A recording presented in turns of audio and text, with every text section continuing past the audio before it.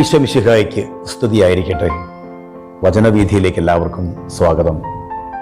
വിഭൂതി പേര് അർത്ഥമാക്കുന്നത് പോലെ ഈ ലോകത്തിൽ വിലപ്പെട്ടത്, അമൂല്യമായത് എന്ന് കരുതുന്ന ഐശ്വര്യം, ശക്തി, ബുദ്ധി, യുക്തി, വലിപ്പം, ധനം, സമ്പാദ്യം, നേട്ടങ്ങൾ, സുഖങ്ങൾ തുടങ്ങിയ കാര്യങ്ങളിൽ നിന്നും വിട്ടുനിൽക്കുക, ഓടിയകലുക, അവയെ ഉപേക്ഷിക്കാൻ തയ്യാറാവുക എന്നൊക്കെയാണ്. കാരണം അവയെല്ലാം വെറും ചാരം മാത്രമാണെന്ന തിരിച്ചറിവിലാണ് ഇപ്രകാരം ചെയ്യാൻ നമ്മെ പ്രേരിപ്പിക്കുന്നത്. ശ്രീഭൂവിൽ അസ്ഥിര അസംശയം എന്ന നിന്റെ ആഭൂതി പുനരങ്ങ് ഗർഭതോർത്താൽ. വർഷങ്ങളായി നമ്മെ ഒരു മുന്നറിയിപ്പായി കേൾക്കാൻ പ്രേരിപ്പിക്കുന്ന വരികളാണ് ഇത്. പൊടിയും ചാരവുമായ ഞാൻ കർത്താവിനോട് സംസാരിക്കാൻ തുനിഞ്ഞല്ലോ എന്ന് പൂർവ്വപിതാവായ അബ്രാഹം പറയുന്ന ആ വാക്കുകളിൽ ആരംഭിക്കുന്നു ഈ യാഥാർത്ഥ്യബോധം. അണിയിച്ചൊരുക്കി സംരക്ഷിച്ച് കൊണ്ടുവരുന്ന ശരീരത്തിൻ്റെ അവസ്ഥയും ഇത് തന്നെയാണ്. മനുഷ്യ, നീ മണ്ണാകുന്നു, മണ്ണിലേക്ക് മടങ്ങുമെന്ന് വളരെ പരിചയമുള്ള ഹൃദയസ്പർശിയായ വാക്കുകളാണ്. അടുത്ത കാലത്ത് നമ്മുടെ ശരീരവും ദഹിപ്പിക്കുവാൻ തുടങ്ങിയതോടെ വെറും ചാരം മാത്രമാണ് നമ്മൾ എന്ന് എന്നേപൂർവം ഓർമ്മിക്കുവാൻ ഉള്ള അവസരം കൂടിയാണ് വിഭൂതി. ശരീരവും ഈ ലോക ജീവിതവുമെല്ലാം വളരെ പവിത്രവും വിശുദ്ധവും തന്നെയാണ്. അവയെല്ലാം സന്തോഷപൂർവ്വം അനുഭവിക്കുകയും സ്വീകരിക്കുകയും വേണം. ദൈവം നമ്മെ ഏൽപ്പിച്ചിരിക്കുന്ന ദൗത്യം പൂർത്തിയാക്കുവാൻ നിരന്തരം കഠിനാധ്വാനം ചെയ്യുകയും വേണം. എന്നാൽ ഇവയെല്ലാം താൽക്കാലികം മാത്രമാണെന്ന്, തുരുമ്പും കീടങ്ങളും നശിപ്പിക്കാത്ത, കള്ളന്മാർ തുറന്ന് മോഷ്ടിക്കാത്ത സ്വർഗത്തിൽ നിക്ഷേപങ്ങൾ ശേഖരിച്ചു വയ്ക്കാനുള്ള അവസരമാണെന്നും നിരന്തരം നമ്മെ വിഭൂതി ഓർമ്മിപ്പിക്കുന്നു.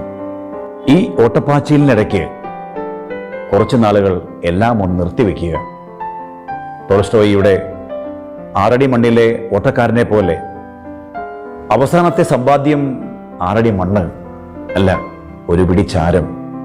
ചിലപ്പോൾ അതുപോലും അവകാശമില്ലാത്തവനാണ് ഞാൻ എന്ന് തിരിച്ചറിയുന്ന ഒരു അനുഭവമുണ്ട്.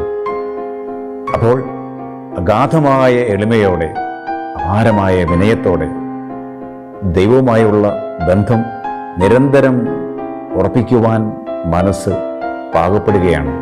മറ്റ് മനുഷ്യരോടും സർവ്വ ജീവജാലങ്ങളോടും ചരാചരങ്ങളോടും ദൈവം ആഗ്രഹിക്കുന്ന പോലെയുള്ള ബന്ധം സ്ഥാപിക്കുവാൻ ഉള്ളിൽ ആഗ്രഹം രൂപപ്പെടുകയാണ്. അമൂല്യമായ ഓരോ നിമിഷത്തിൻ്റെയും വിലയറിഞ്ഞ് കുലീനമായി ജീവിതത്തെ ക്രമപ്പെടുത്തി മുമ്പോട്ട് പോകുവാൻ ആത്മാവ് സന്നദ്ധമാകുന്നു. ഇത്തരത്തിലൊരു ചിന്തയും വാക്കും പ്രവൃത്തിയും ജീവിതവും ഉണ്ടാകാതെ പോയ അവസരങ്ങളെ കണ്ണീരോടെ ഓർമ്മിച്ചെടുത്ത് പരിഹാരവും പ്രായശ്ചിത്തവും ചെയ്യാൻ മനസ്സിനെ പ്രേരിപ്പിക്കുന്നു. 40 ദിവസം തുടർച്ചയായി ഒരു കാര്യം ചെയ്യുമ്പോൾ അത് ശീലമാകുന്നു, ജീവിതത്തിൻ്റെ ഭാഗമാകുന്നുവെന്നാണ് വേദപുസ്തക പാരമ്പര്യം.